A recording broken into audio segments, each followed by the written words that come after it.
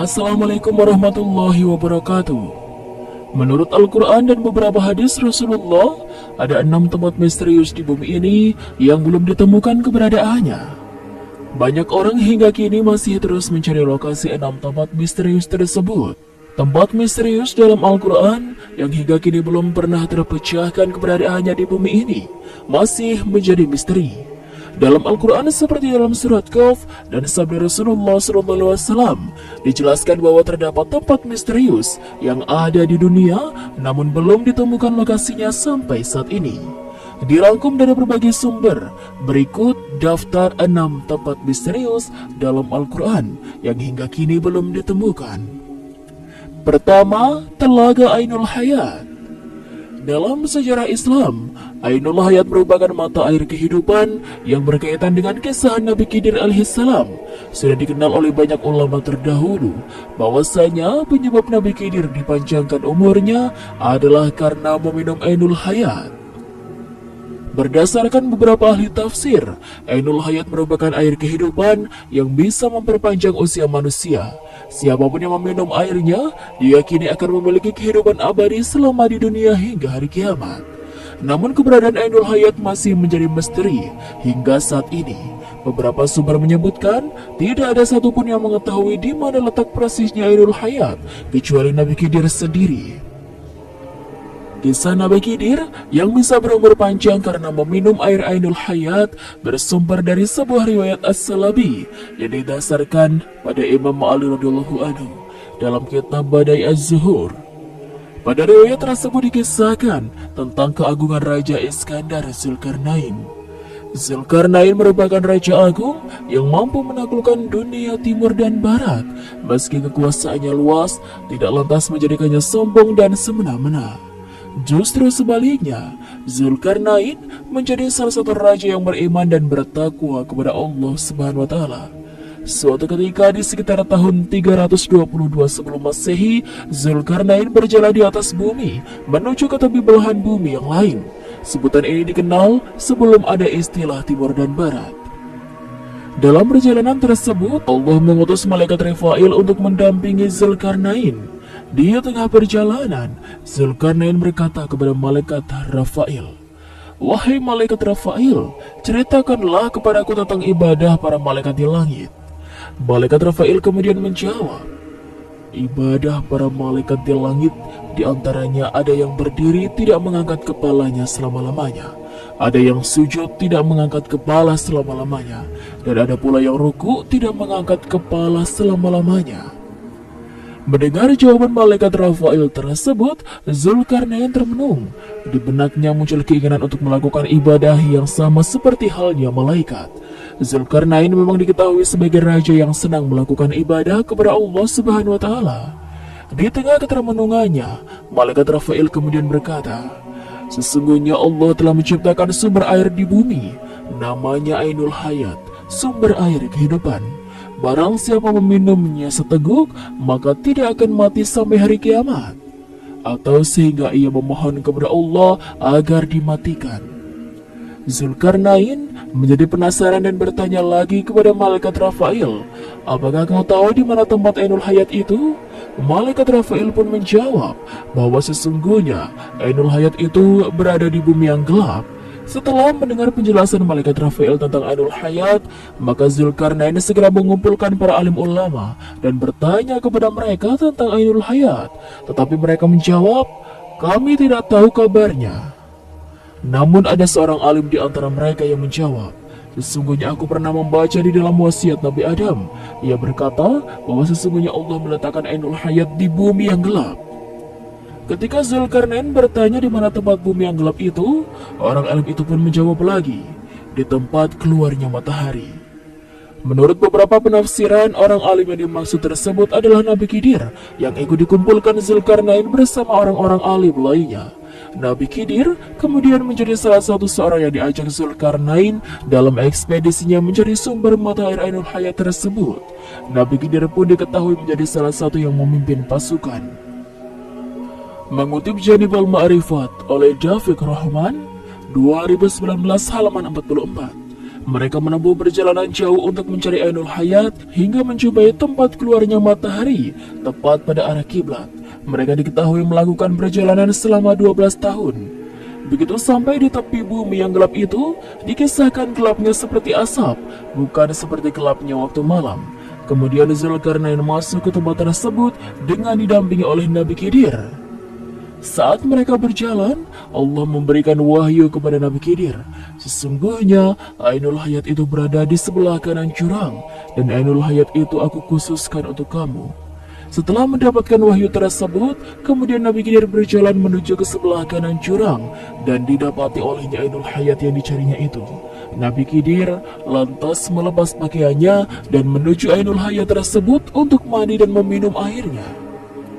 Setelah mandi dan meminum air Ainul Hayat, ia pun menemui Zulkarnain yang tidak pernah tahu kejadian tersebut. Sementara Zulkarnain dikisahkan berkeliling selama 40 hari di tempat gelap gulita itu tanpa berhasil menemukan letak Ainul Hayat. Sejumlah ahli tafsir menyebutkan, berkat Ainul Hayat tersebut, Nabi Khidir diketahui masih hidup dan keberadaannya masih ada di bumi hingga saat ini. Kisah perjalanan mencari Ainul Hayat tersebut juga ditafsirkan dalam kitab Al-Futuhat Al-Ilahiyah. Namun kisah ini juga memiliki beberapa penafsiran yang berbeda. Dalam tafsir An-Nasai disebutkan, Zulkarnain pada mulanya mengetahui tentang Ainul Hayat dari kitab-kitab terdahulu, bahwa salah seorang putra Sam pernah minum dari Ainul Hayat, lalu dia hidup abadi hingga hari kiamat. Penafsiran itu berbeda dengan tafsir mengenai Zulkarnain yang mengetahui tentang Ainul Hayat dari malaikat Rafael dan Nabi Khidir. Pada dasarnya tidak ada hadis sahih perihal kepergian Zulkarnain dan Nabi Khidir dalam mencari Ainul Hayat. Kisah ini juga dituturkan dalam Israiliyat, yaitu cerita-cerita yang kerap kali dibawa oleh orang-orang Yahudi yang masuk Islam. Meskipun demikian, sebagian ulama berpendapat bahwa Ainul Hayat itu memang ada dan Nabi Khidir masih hidup hingga kini. Di antara ulama-ulama tersebut yang mempercayai tentang ini, yaitu As-Suyuti dalam kitab Qasais, Wahab bin Al-Munabi dalam Al-Muttada, Imam An-Nawawi, dan lainnya. Kedua, tembok Yajuj dan Majuj. Banyak yang penasaran mengenai lokasi keberadaan tembok yang dibangun Raja Zulkarnain untuk mengurung makhluk yang muncul menjelang kiamat, yakni Yajuj dan Majuj. Rasa penasaran ini menyebabkan beberapa orang melakukan ekspedisi untuk menemukan tempat misterius ini. Banyak spekulasi yang muncul mengenai lokasi tembok raksasa yang dibuat dengan menggunakan cara yang sangat spektakuler ini. Meskipun hingga saat ini, spekulasi tersebut belum terbukti benar, namun ada beberapa tempat yang pernah diduga sebagai tembok Yajuj dan Majuj, yaitu Gratus Alexander di Kaukasus, tembok besar Tiongkok, Kutub Utara dan Selatan, dan Greater Kaukasus di Rusia. Sejatinya pencarian atau ekspedisi tentang lokasi keberadaan tembok ini telah dilakukan pada masa kekhalifahan dinasti Abbasiyah. Hasil mencengangkan diperoleh dari tim ekspedisi Khalifah di era keemasan Islam ini, yakni ditemukannya tembok yang diduga tempat mengurung Yajuj dan Majuj, tertulis surah Al-Kahfi ayat 98. Sebagaimana diketahui, ayat dalam surah tersebut merupakan salah satu ayat yang membicarakan tentang makhluk akhir zaman ini. Setelah Khalifah ke-9 dinasti Abbasiyah, Al-Watsibilah bermimpi tembok yang dibangun Zulkarnain untuk menahan Yajuj dan Majuj terbuka. Akhirnya ia membentuk tim ekspedisi untuk melakukan pengecekan kebenaran mimpi tersebut. Dalam sebuah manuskrip Arab, catatan Ibnu Quradabdi dengan redaksi sebagai berikut. Ketika Al-Watsibilah melihat dalam mimpinya bahwa tembok yang dibangun Zulkarnain untuk memisahkan kita dengan Yajuj dan Majuj telah terbuka, dia mencari seseorang yang bisa dia kirim ke tempat itu, di mana tembok berdiri, untuk mencari informasi tentang hal itu. Untuk tugas pentingnya mencari tembok Zulkarnain, Khalifah Al-Watsik, tulis Al-Idrisi, membekali Salam dengan 5.000 dinar, 10.000 dirham sebagai uang darah, dan 50 pemuda berbadan kuat. Khalifah juga memberikan kepada pemuda yang menemani Salim masing-masing 1.000 dirham dan biaya hidup selama setahun. Selain itu, Khalifah juga memerintahkan agar semua anggota rombongan menyesuaikan cara berpakaiannya dengan pakaian penduduk kawasan yang hendak didatangi. seperti menambahkan kulit dan bulu binatang pada pakaian dan sepatu. Khalifah juga memberikan 200 ekor keledai untuk membawa perlengkapan dan air. Rombongan Salam berangkat dari Samarra menuju Tiflis, celah sempit pegunungan yang membentang antara Laut Kaspia dan Laut Hitam.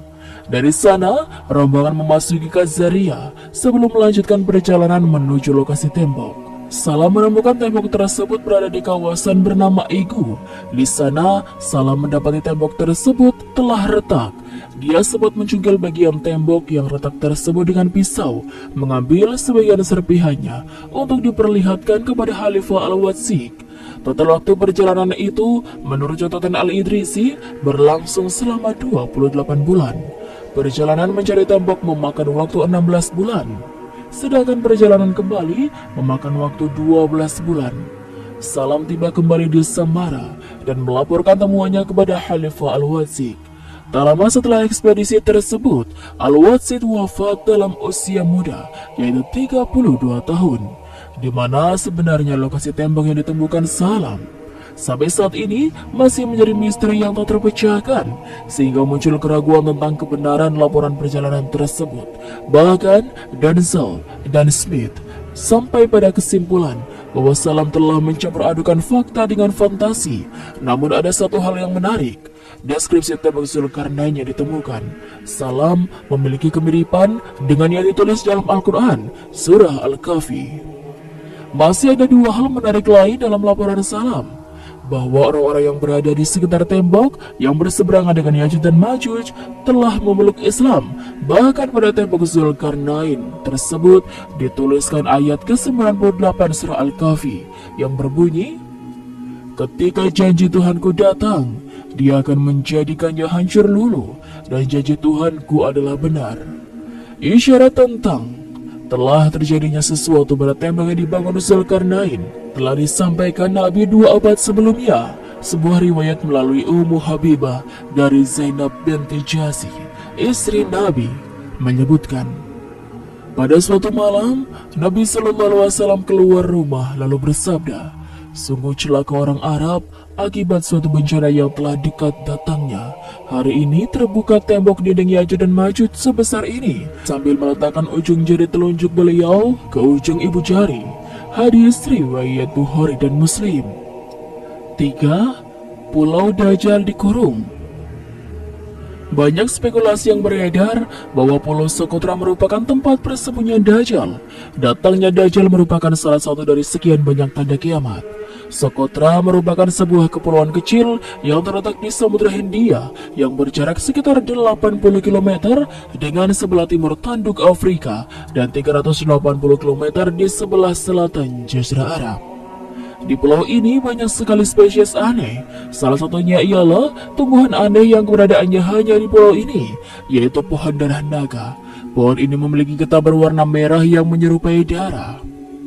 Pulau ini merupakan bagian dari wilayah Republik Yaman. Namun dalam sebuah hadis sahih, Nabi SAW pernah mengisahkan tentang seorang pelaut Arab yang tersesat dan terdampar di sebuah pulau. Nama pelaut itu ialah Tamim Ad-Dari. Pelaut tersebut bertemu sosok tinggi besar yang mengaku sebagai Dajjal.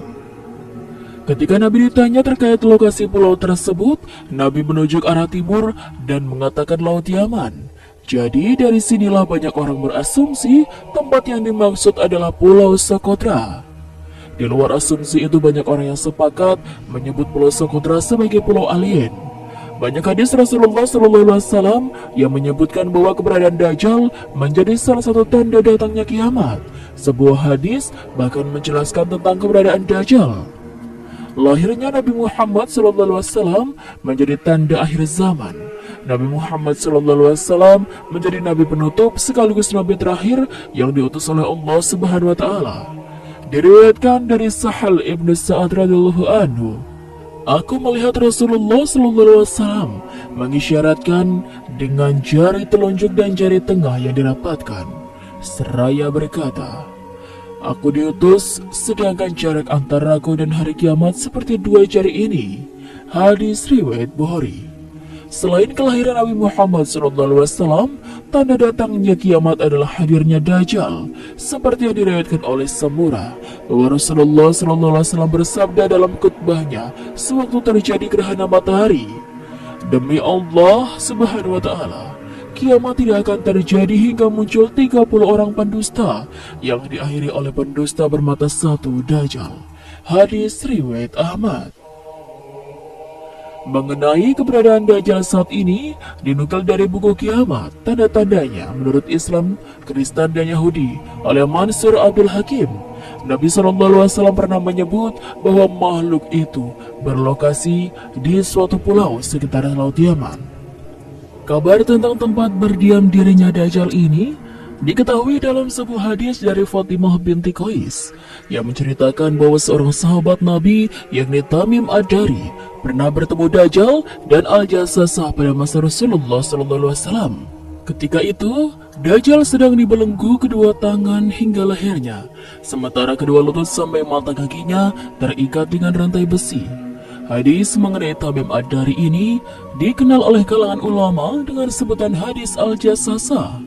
Diriwayatkan dalam Sahih Muslim, Kitab Al-Fitan wa Asyarat As-Sa'ah, Bab Ibnu Sayyad, dari Amir bin Syarahil bahwa dia bertanya kepada Fatimah binti Qais, saudari Ad-Dahak bin Qais. Wanita itu termasuk orang yang berhijrah pertama kali.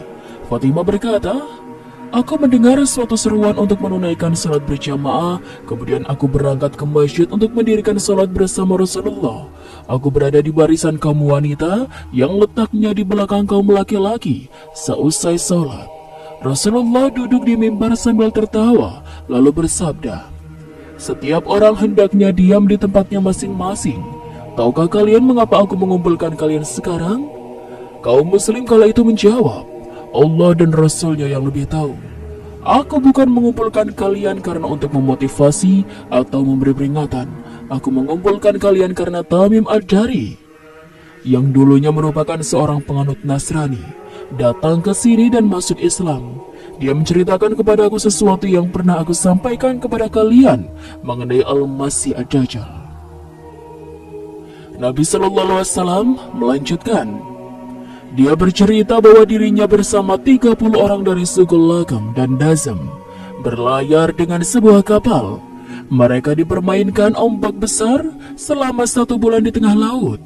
Kemudian mereka berlabuh ke sebuah pulau di tengah laut hingga matahari terbenam. Lanjut Rasulullah, mereka duduk-duduk di dekat kapal, kemudian memasuki pulau itu. Mereka bertemu seekor binatang besar yang berbulu lebat. Sedemikian lebatnya bulu hewan tersebut hingga mereka tidak dapat membedakan mana bagian depan dan mana yang belakang. Mereka bertanya, "Siapa kamu?" Binatang itu menjawab, "Aku adalah Al-Jassasah, mata-mata." Maka mereka bertanya, "Apakah Al-Jassasah itu?" Dia menjawab, "Wahai orang-orang, temuilah orang yang ada di dalam gua itu, sebab dia sangat menanti-nantikan berita dari kalian." Tamim Ad-Dari berujar, "Ketika binatang itu menyebut keberadaan seseorang, kami khawatir, jangan-jangan binatang tersebut adalah setan.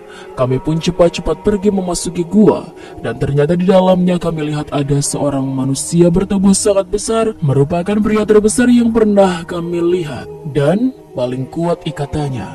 Tangannya terbelenggu ke lehernya, kedua kakinya juga terikat dengan besi." Mereka lalu bertanya, "Apa sebenarnya kamu ini?" Dia menjawab, "Kalian telah mendapat kabar tentang aku. Siapa kalian?" Mereka menjawab, "Kami adalah bangsa Arab. Kami berlayar dengan kapal. Kami dipermainkan ombak dengan sangat besar selama sebulan. Lalu kami berlabuh ke pulaumu ini. Kami duduk-duduk tidak jauh dari kapal kami. Lalu kami memasuki pulau dan bertemu seekor hewan yang berbulu sangat lebat. Dan dia menyuruh kami untuk mendatangi istana ini, karena orang yang di dalamnya sangat ingin mendengar berita dari kami. Kami segera menemuimu di sini, padahal kami tidak tahu apakah kamu setan atau bukan." Lelaki tersebut bertanya, "Ceritakanlah kepadaku tentang Nukail Bisan, sebuah kampung di Syam, tempatnya di Palestina, sebelah sungai Tabaria." Kami bertanya, apanya yang kamu tanyakan? Dia kembali bertanya. Aku bertanya tentang kurmanya. Apakah berbuah? Kami menjawab, ya, masih berbuah. Dia berkata, ketahuilah, kurma di sana nanti tidak berbuah. Dia berkata lagi, lalu bagaimana keadaan danau Tabaria? Kami balik bertanya, apanya yang ingin kamu ketahui? Pria itu bertanya, apakah danau itu ada airnya? Kami menjawab, ya, airnya melimpah. Ia berkata, air danau itu nanti akan habis. Dan laki itu bertanya, lalu bagaimana dengan mata air Zugar? Kami bertanya, apanya yang kamu tanyakan? Dia menjawab, apakah mata air tersebut memancarkan air? Dan apakah penduduk di sana bercocok tanam dengan memanfaatkan air dari mata air itu? Kami menjawab, ya, airnya banyak dan penduduk di sana bercocok tanam dengan airnya. Dia bertanya, ceritakanlah kepadaku apa yang dilakukan oleh Nabi yang diutus kepada bangsa yang buta huruf, bangsa Arab. Kami menjawab, dia telah keluar dari Mekah dan tinggal di Yasrib. Pria itu bertanya, apakah orang-orang Arab memeranginya? Kami menjawab, ya. Tanya dia kembali, bagaimana dia melawan mereka? Kami menjawab, dia telah menang atas orang-orang Arab, dan sekarang mereka tunduk taat kepadanya. Dia berkata, begitukah? Kami berkata, ya, memang begitu. Dia berkata, ketahuilah, memang lebih baik mereka menaatinya. Lelaki itu melanjutkan, sekarang aku beritahu kalian tentang diriku. Aku adalah Al-Masih. Telah hampir tiba waktunya aku diizinkan keluar. Kalau aku telah keluar, aku menjelajahi bumi. Tidak satupun perkampungan yang tidak aku singgahi selama 40 hari, kecuali Mekah dan Taibah Madinah. Kedua kota itu diharamkan bagiku memasukinya. Setiap kali aku mau memasuki keduanya, aku dihadang malaikat yang memegang pedang terhunus, menghalangiku memasukinya. Di setiap jalan dari kedua kota itu, terdapat malaikat yang menjaganya. Fatimah berkata, sambil menekan tongkatnya pada mimbar, Rasulullah bersabda, ini, yakni Madinah, adalah Thayyibah. Ini adalah Thayyibah. Bukankah sebelumnya aku telah menyampaikan hal itu kepada kalian? Orang-orang muslim pada saat itu menjawab, benar. Beliau melanjutkan sabdanya, cerita Tamim sangat menakjubkan hatiku, sangat sesuai dengan apa yang pernah aku sampaikan kepada kalian tentang Madinah dan Mekah. Ketahuilah dia Dajjal ada di Laut Syam atau Laut Yaman. Tidak, melainkan dari arah timur. Dia dari arah timur, dari arah timur. Fatimah binti Qais berkata, aku hafalkan ini dari Rasulullah SAW sendiri. Hadis riwayat Muslim. Pulau Socotra juga merupakan rumah bagi sekitar 800 spesies flora dan fauna langka. Para ilmuwan menganggap Pulau Socotra sebagai tempat paling terisolir di bumi karena sepertiga dari flora dan fauna di dalamnya sangat endemik yang hanya dapat ditemui di tempat ini. Memang kenyataannya, spesies flora dan fauna yang ada di sana tidak kita temukan di tempat lain. Terlebih di bumi yang banyak dihuni oleh manusia. Bentuknya yang unik dan aneh tentunya menambah nuansa angker wilayah tersebut. Salah satu flora unik di Pulau Socotra adalah spesies tumbuhan unik yang dikenal dengan pohon darah naga atau pohon suci darah. Tumbuhan ini menjadi lambang botanis bagi Pulau Socotra. Morfologi pohon darah naga sangat tidak biasa. Cabang dari pohon ini menghadap ke atas mirip payung terbalik. Hal ini berguna untuk menyerap lembab dari kabut dataran tinggi. Sementara itu, getah dari pohon ini berwarna merah serupa darah segar, sehingga pohon ini pun mendapat julukan sebagai pohon darah naga. Pulau Socotra adalah pulau berpenghuni dengan kondisi alam yang seolah tidak terjamah oleh zaman. Penduduk lokal pun tidak tersentuh oleh peradaban modern. Adat istiadatnya kuno dan masih sama dengan ribuan tahun lalu. Dalam perdagangan mereka masih memakai sistem barter. Padahal jika dilihat dari geografisnya, Pulau Socotra tidak terlalu terpencil, sehingga pesawat maupun kapal laut masih bisa menjangkau kawasan tersebut. 4. Kerajaan Nabi Sulaiman. Nabi Sulaiman alaihissalam adalah putra Nabi Daud alaihissalam. Sulaiman dikenal sebagai seorang nabi yang sangat kaya dan memiliki kelebihan yang sangat jarang dimiliki nabi-nabi sebelumnya. Kelebihan itu antara lain bisa berbicara dengan seluruh binatang dan burung-burung, serta menaklukkan angin, laut, udara, serta jin-jin yang tunduk dan patuh pada perintahnya. Kemuliaan dan kehebatan Nabi Sulaiman ini dapat dibaca pada surat An-Naml ayat 20-44. Sebagaimana dikisahkan Al-Quran, Nabi Sulaiman adalah seorang raja yang memiliki kekuasaan sangat luas. Karena itu, ia terus berusaha memperluas wilayahnya. Suatu ketika saat ia mengumpulkan seluruh makhluk, dirinya tidak mendapati burung hudhud. Karena itu ia memerintahkan burung hudhud agar memberinya alasan, sehingga ia tidak datang pada hajatan yang sedang dilakukan Sulaiman.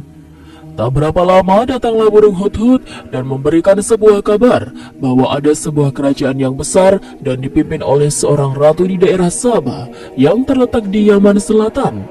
Tertarik dengan cerita hudhud, Sulaiman kemudian meminta kepada salah satu yang hadir untuk berkenan mengecek kebenaran kisah hudhud dan mengirimkan surat pada Ratu Sabah yang bernama Bilqis. Setelah menerima surat Sulaiman, Ratu Sabah pun lantas mendatangi kerajaan Sulaiman yang terletak di Yerusalem sekarang. Sebelum Ratu Sabah tiba di kerajaan Sulaiman, ia menanyakan kepada para pembesarnya, siapakah di antara mereka yang sanggup memindahkan istana Ratu Sabah ke kerajaan Sulaiman? Jin Ifrit mengatakan bahwa dirinya sanggup melakukannya sebelum Sulaiman beranjak dari tempat duduknya. Quran Surat An-Naml ayat 39. Lalu salah seorang lainnya yang memiliki keluasan ilmu pengetahuan menyatakan sanggup memindahkan istana Ratu Sabah sebelum Sulaiman mengedipkan matanya. Quran Surat An-Naml ayat 40. Sulaiman pun bersyukur atas karunia tersebut karena berhasil membawa istana Ratu Balqis sebelum ia datang. Sulaiman lalu memerintahkan anak buahnya, konon para jin, untuk mengubah sedikit istana Ratu Sabah tersebut. Selanjutnya, ketika Ratu Sabah tiba dan ditanyakan Sulaiman, apakah istananya serupa dengan istana yang terletak di samping istana Sulaiman, Ratu Balqis pun mengakuinya. Namun, adanya perubahan dan melihat kehebatan bangunan istana yang terbuat dari kaca itu membuat Ratu Balqis mengangkat sebagian pakaiannya hingga terlihatlah kedua kakinya. Dikatakan kepadanya, masuklah ke dalam istana. Maka tatkala dia melihat lantai istana itu, dikiranya kolam air yang besar dan disingkapnya kedua betisnya. Berkatalah Sulaiman, sesungguhnya ia adalah istana licin terbuat dari kaca. Berkatalah Bilqis, ya Tuhanku, sesungguhnya aku telah berbuat zalim terhadap diriku dan aku berserah diri bersama Sulaiman kepada Allah, Tuhan semesta alam. Quran Surat An-Naml ayat 44. Catatan sejarah mengungkapkan pertemuan Sulaiman dengan Ratu Sabah berdasarkan penelitian yang dilakukan negeri tua Sabah di Yaman Selatan. Penelitian yang dilakukan terhadap reruntuhan mengungkapkan bahwa seorang ratu yang pernah berada di kawasan ini hidup di antara 1000 hingga 950 sebelum Masehi dan melakukan perjalanan ke utara Yerusalem. Menurut sebagian riwayat, Sabah adalah julukan yang diberikan kepada raja-raja yang memerintah di Yaman Selatan. Berdasarkan keterangan Al-Quran ataupun kisah-kisah yang terdapat dalam versi Yahudi dan Nasrani, Sulaiman atau Solomon memiliki kerajaan yang sangat istimewa. Kerajaannya dibangun dengan menggunakan ilmu teknologi yang sangat maju di masanya. Di istananya terdapat berbagai karya seni dan benda-benda berharga yang mengesankan bagi semua yang menyaksikannya. Pintu gerbang istana terbuat dari gelas. Penyebutan Al-Quran mengenai Ratu Balqis yang menyingkapkan pakaiannya karena mengira hal itu adalah air dan ternyata kaca menunjukkan hal itu. Istana Nabi Sulaiman disebut dengan nama Solomon Temple, istana atau kuil Sulaiman dalam literatur bangsa Yahudi. Saat ini keberadaan istana Sulaiman sudah tidak ada karena runtuh, kecuali hanya tembok sebelah barat yang tersisa dari bangunan kuil atau istana yang masih berdiri. Oleh orang Yahudi, sisa bangunan kuil itu dinamakan dengan Wailing Wall atau tembok ratapan. Dalam beberapa riwayat, hancurnya istana Sulaiman itu bukan karena runtuh, tetapi diruntuhkan oleh orang-orang Yahudi yang sombong dan angkuh. Hal ini dijelaskan dalam Al-Quran surat Al-Isra ayat 4-7. Dalam hikayat lain, disebutkan bahwa istana Sulaiman menempati area yang sangat luas dan megah. Konon, pintu istana tersebut terbuat dari kayu zaitun dan cemara. Lantainya terbuat dari kaca dan emas. Warna bangunannya berwarna-warni seperti biru, ungu, hijau, kuning, dan lainnya. Dalam versi Yahudi, disebutkan bahwa warna biru mewakili langit, sedangkan merah mewakili bumi. Ungu, kombinasi dua warna, merupakan pertemuan dari langit dan bumi. Selain istana Sulaiman, konon di lingkungan istana terdapat bangunan lainnya, seperti gapura yang terletak di sebelah barat daya. Istana Ratu Balkis dan istana Sulaiman memiliki 32 pilar di pintu gerbangnya. Selain itu ada pula ruang pengadilan, tempat tinggal para rahib, pintu masuk ke kuil, lapangan atau alun-alun, dan lain sebagainya. Ada versi yang menarik mengenai keberadaan istana Sulaiman. Konon, ada salah satu kekerasan sikap Yahudi untuk merebut Palestina dan menghancurkan Al-Aqsa disebabkan oleh keberadaan istana Sulaiman tersebut. Menurut versi Yahudi, kuil Sulaiman merupakan lambang kekuatan sehingga sangat berguna dalam situasi terkini di dunia internasional. Mereka meyakini bahwa fondasi kuil Sulaiman berada di Masjid Al-Aqsa. Namun karena sudah roboh, kuil ini tidak bisa dibangun kembali. Mengapa Yahudi ngotot ingin menghancurkan Al-Aqsa? Konon, bukan hanya Al-Aqsa yang dijadikan persoalan, melainkan simbol dari kuil Sulaiman itu sebelumnya. Satu-satunya tempat yang bagus untuk membangun kuil itu terletak di Bukit Zaitun, di antara Masjid Al-Aqsa dan The Dome of Rock. Di tempat ini pemandangannya sangat bagus. Pembangunan kuil itu dianggap sangat penting oleh pihak Yahudi, terutama pengakuan atas bangsa Yahudi. Konon, kuil Sulaiman terletak di sebelah selatan Dome of the Rock, yaitu masjid yang dibangun oleh Khalifah Al-Walid dari dinasti Umayyah. Tempat ini pernah dipakai sholat oleh Khalifah Umar bin Khattab. Ia kemudian meletakkan sebuah batu, The Rock, lalu dibangun kubah yang kemudian dikenal dengan nama The Dome of the Rock di atas batu itu oleh Abdul Malik. Tetapi sebenarnya hingga saat ini, keberadaan kerajaan Nabi Sulaiman tidak ditemukan keberadaannya ataupun sisa peninggalannya. 5. Jabal Khawf. Sejarah dan misteri Jabal Khawf kerap menjadi pembahasan yang cukup menarik. Dalam ajaran Islam, Jabal Khawf digambarkan sebagai gunung misterius yang masih belum diketahui keberadaannya hingga hari ini. Sejauh ini, belum ada ulama yang menjelaskan lebih lanjut mengenai Jabal Khawf. Masih terbilang misterius, bahkan Jabal Khawf menjadi salah satu gunung terbesar yang pernah ada di dunia dan bersifat sangat rahasia. Jabal Khawf disebut sebagai gunung misterius yang dikenal sebagai titik terjauh bumi sebab lokasinya yang masih belum terungkap. Berikut ulasan mengenai sejarah dan misteri Jabal Khawf. Menurut catatan seorang penyair Arab Saudi bernama Hatim Tai, Jabal Khawf dikatakan tercipta dari susunan batu zamrud berwarna hijau, batu peridot, hingga batu permata hijau lainnya yang bernama chrysolite. Keindahan Jabal Khawf yang terbentuk dari susunan batu permata cantik ini yang memberikan pantulan warna hijau kebiruan di langit yang selama ini kita lihat. Selain itu, sebuah literatur Arab juga sempat membahas jika Jabal Khawf adalah pegunungan tertinggi yang diciptakan Allah sebagai paku berdirinya bumi dan merupakan induk dari gunung-gunung yang ada di bumi. Jabal Khawf dikatakan tidak berdiri sendiri, bahkan terdiri dari gunung yang mengelilingi bumi, yang mana gunung-gunung yang ada di bumi bisa dikatakan sebagai akar dari Jabal Khawf itu sendiri. Sebagai tempat misterius, Jabal Khawf kabarnya dihuni oleh sosok malaikat dengan wujud besar dan kuat sebagai gunung purba.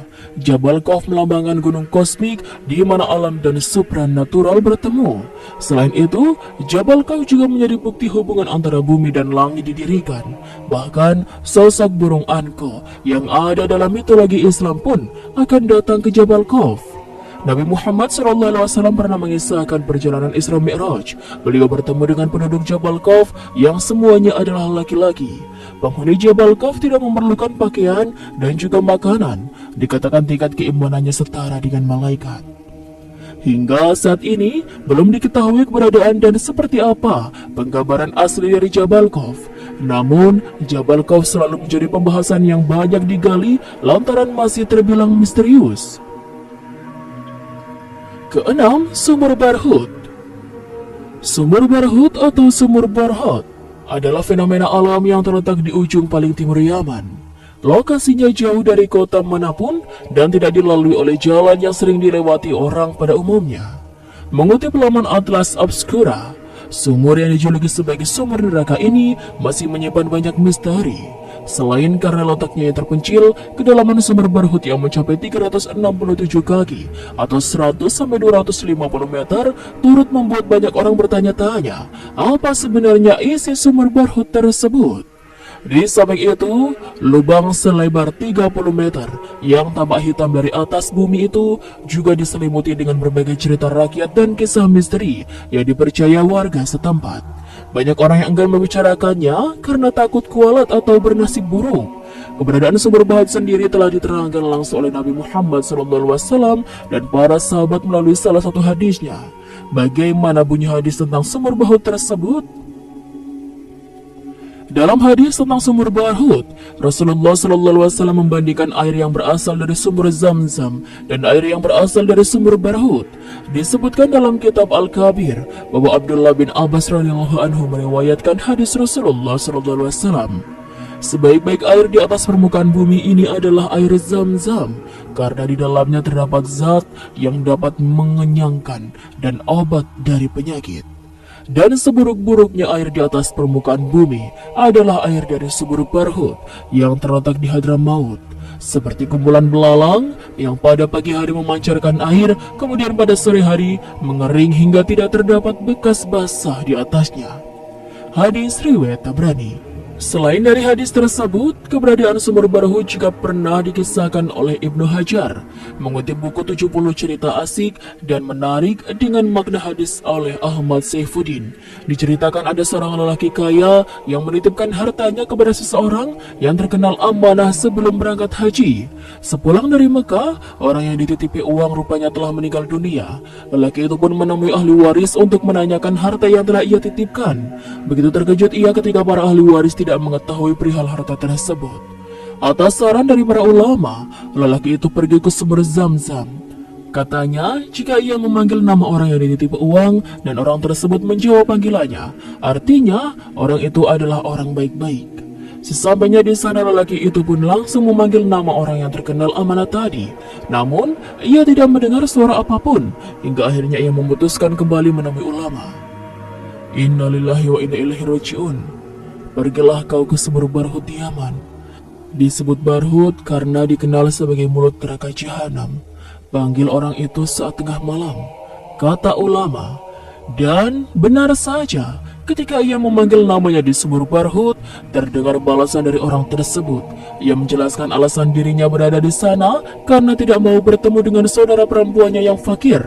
Allah menempatinya di neraka sebagai hukuman. Dari kisah itulah berkembang cerita yang menyebut sumur Barhut sebagai penjara bagi para setan. Terlebih, beberapa sumber mengatakan bahwa sumur tersebut mengeluarkan bau busuk atau aroma tak sedap dari dalam. Wallahu a'lam bishawab. Sekian, wassalamualaikum warahmatullahi wabarakatuh.